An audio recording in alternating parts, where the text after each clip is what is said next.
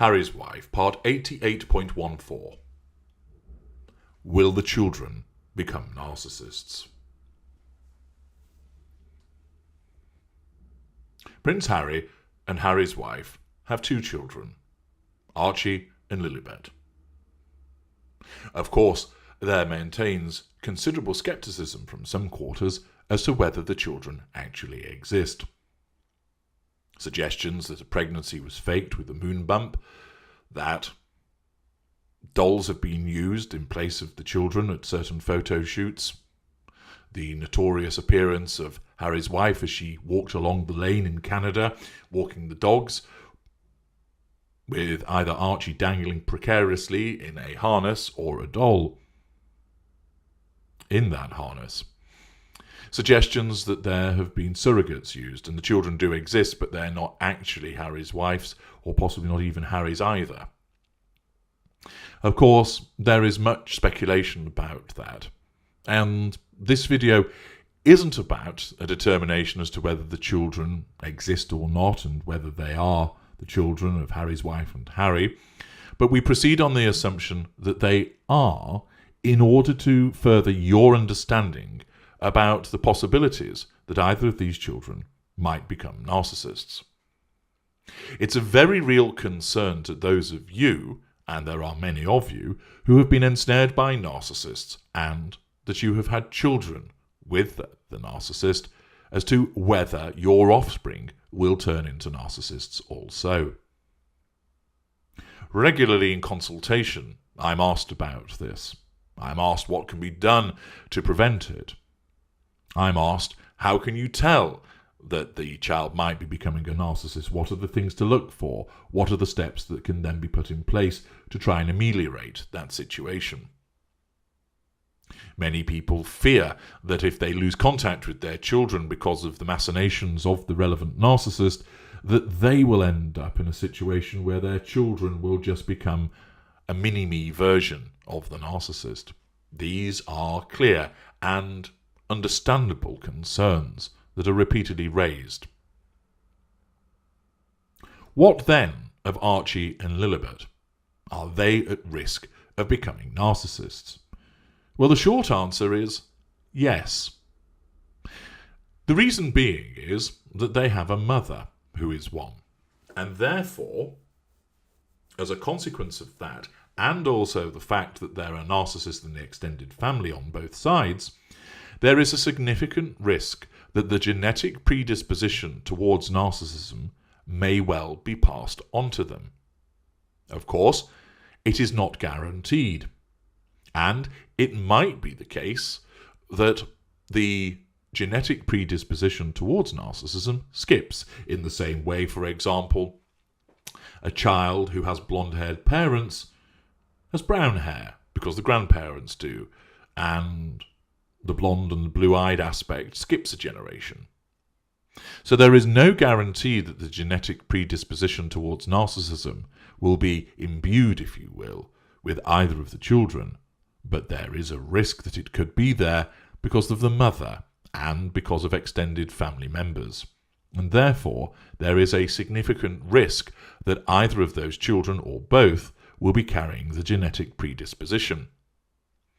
That, however, as you will know from my video, What Makes a Narcissist, doesn't mean that they are guaranteed to turn into a narcissist if that genetic predisposition is there. It is simply the case that the ingredients exist for the narcissism to form. But there also has to be a lack of control environment. The creation of a narcissist is an amalgam of both genetics and environment, both nature and nurture. For there to be the creation of a narcissist, there must be that genetic predisposition, the ingredients, but then there needs to be, if you will, the oven, at the right temperature for the right period of time, so that the narcissist is created, is baked, if you will. What is a lack of control environment? Well, there are many different ones. Physical abuse, sexual abuse, emotional abuse, an absence of emotional support. The child growing up in a gilded environment, always being told that they are special, given everything on a plate. never wanting for anything, being told that everything they do is absolutely amazing and wonderful when it isn't.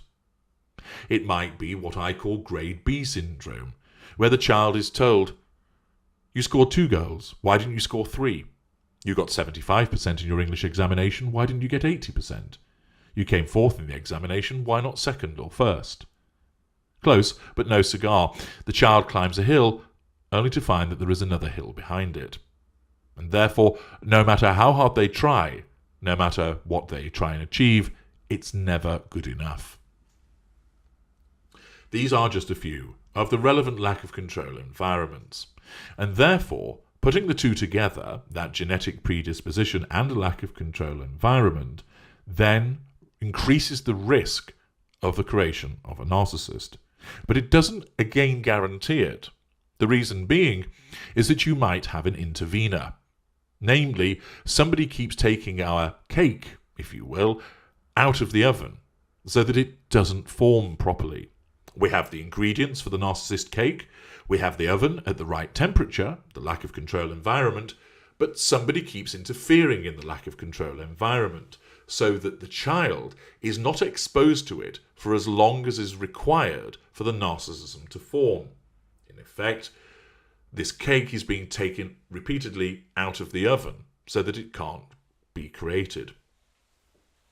An intervener is typically the non-narcissist parent, possibly grandparents, extended family by way of aunties and uncles, maybe a much older sibling, and sometimes social services or schools.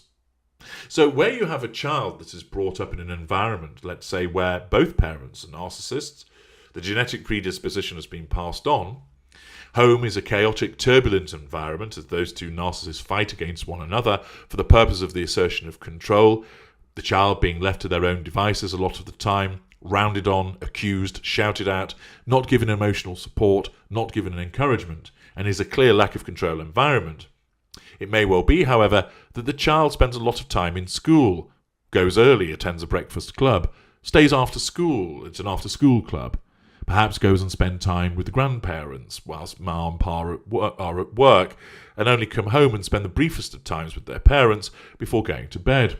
They may be out doing extracurricular activities, and thus spend a lot of the time away from that actual lack of control environment, so that whilst it exists, the intervening factors of another person or other events means that the child doesn't have the sustained exposure to the lack of control environment for the time that is required. And therefore, in order for a child to become a narcissist, between the ages of 0 and 9, we must have the genetic predisposition to start with, and then thereafter there must be the exposure to this lack of control environment for a sustained period of time. There are, of course, certain instances where almost a flash frying occurs, where an event so traumatic occurs that it generates a massive lack of control environment, so that the narcissism is almost created in an instant. In many instances, the narcissism arises from the genetic predisposition allied with the sustained and ongoing lack of control environment, like a slow cooker. However, you might have an instance where a child is exposed to a sudden and particularly traumatic episode, and that episode in itself creates the narcissism, and there is no need for the slow cooking.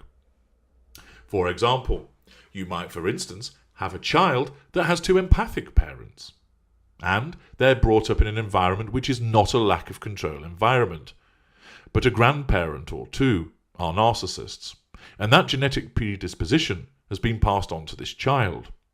So far there's no problem. Why?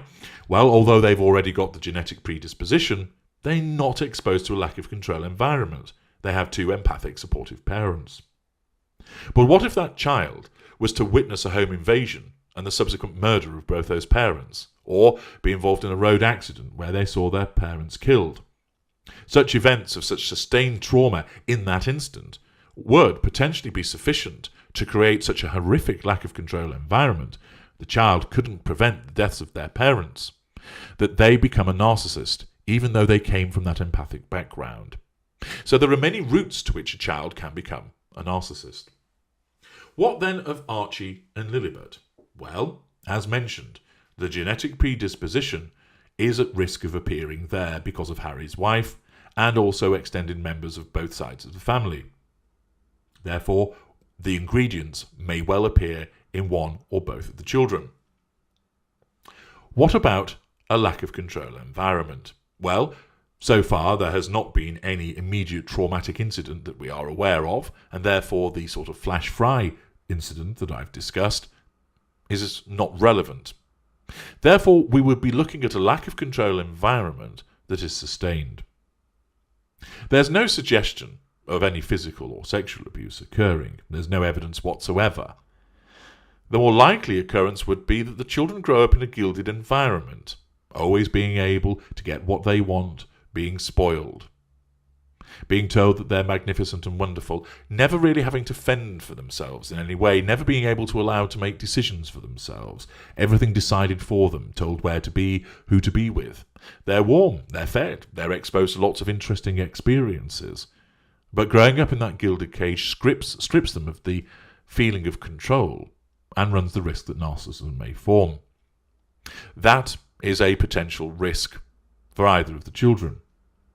Of course, there is also a further possibility that one of the children becomes the golden child and may perform as a narcissist in that regard, and the other is scapegoated, always compared to the other sibling.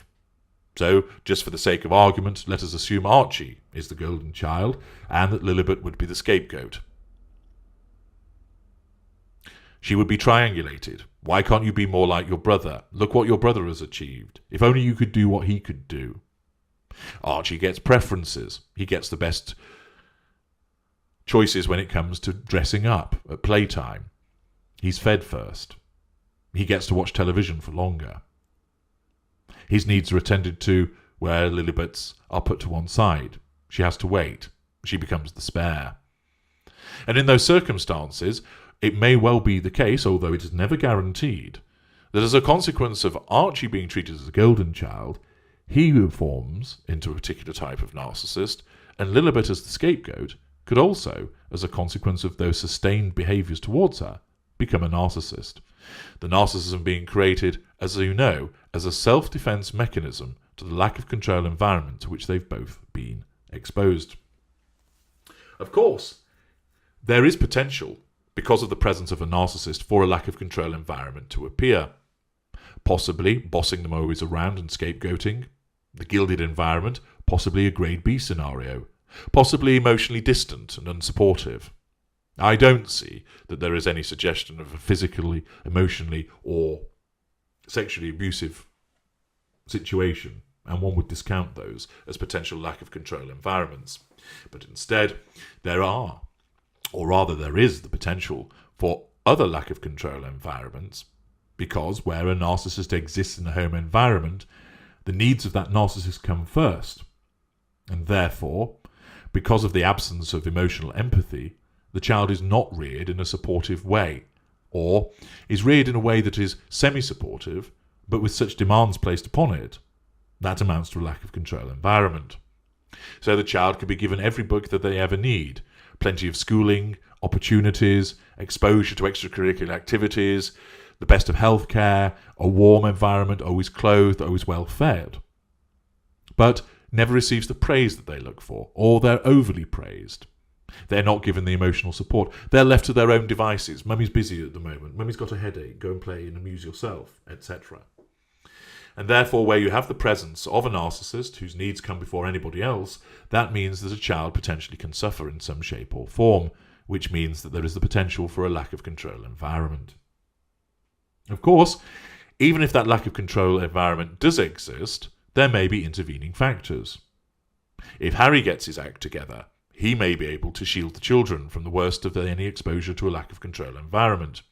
Of course, given the fact that he's in a sustained evaluation and that he is subject to his own emotional thinking, there is a question mark over his capabilities to do so. It may fall to somebody else, the children's nanny. At the moment, any intervention by family members is remote.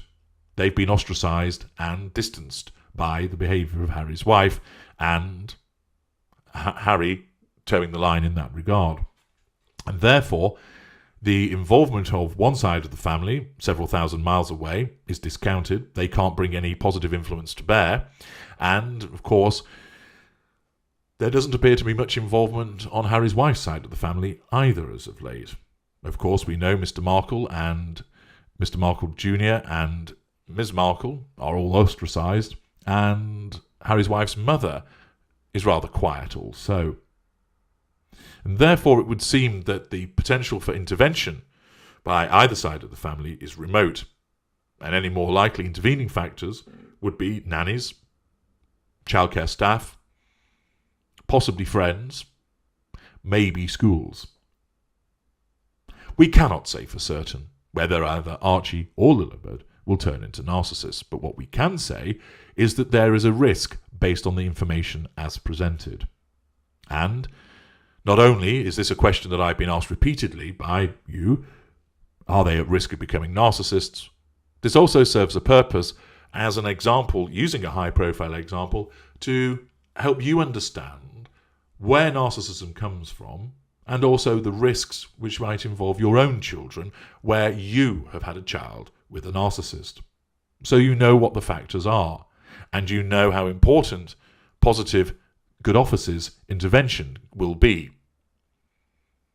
If you need to understand this subject in greater detail where you are involved with a narcissist, then I commend to you, from the Knowledge Vault, How to Co-Parent with a Narcissist and Child Defender.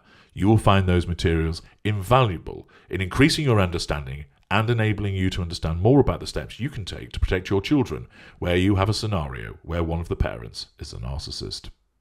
In the meanwhile, it remains to be seen what will happen at Monty Shit Show and the relatively hidden existences of Lilibet and Archie. Leaving aside whether you believe they exist or not, assuming that they do, this provides us with a useful opportunity to analyse the formation of the narcissist and how that might occur with regard to children. I'm H.G. Tudor. Thank you for listening.